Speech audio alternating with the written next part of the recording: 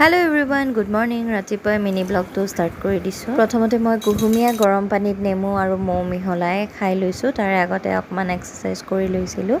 তাৰপিছত গা পা ধুই এয়া চাকি বন্তি দি ব্ৰেকফাষ্ট ৰেডি কৰিব ওলাইছোঁ। এনেকুৱা ব্ৰেকফাষ্ট কৰিলে দিনটোলৈকে কিবা এটা ভাল লাগি থাকে। আজি মই লৈছোঁ বইল কণী, লগত লৈছোঁ ৰাতিয়ে ভিজাই থৈ দিয়া আলমণ্ড কেইটামান আৰু লৈছোঁ মগু। ব্ৰেকফাষ্টটো কৰিয়ে চিধাই গৈছোঁ চব্জি বজাৰ কৰিবলৈ। তাতে দুটামান চব্জি বজাৰ কৰি তাতে ওচৰতে থকা বিশালখনত সোমাই তাতেও দুটামান বস্তু ল'ব লগা আছিল, সেয়াও লৈ গ'লোঁ আমি দোকান চাবলৈ। আৰু কি দোকান লওঁ কি হয় সেইবোৰ বাৰু পিছত দেখাম আপোনালোকক। আৰু ৰাতিয়ে মানুহজনৰ মোবাইলটো বেয়া হোৱাৰ কাৰণে আমি গ'লোঁ অঞ্জনী মোবাইল ষ্ট'ৰ। ধ্ৰুৱই প্ৰমোশ্যনত 900 টকাত ঠিক কৰে বুলি কৈছিলে কাৰণে ইমান দূৰৰ পৰা গৈছিলোঁ, কিন্তু আমি 2000ত মোবাইলটো ঠিক কৰিলোঁ। বাৰু যি নহওক সকলোৰে মোবাইলো বেলেগ বেলেগ আৰু আমি বুজোতেও কিবা এটা ভুল হ'ব পাৰে। বাৰু আজি ভিডিঅ'টো এইখিনিয়ে, কেনেকুৱা লাগিলে জনাব।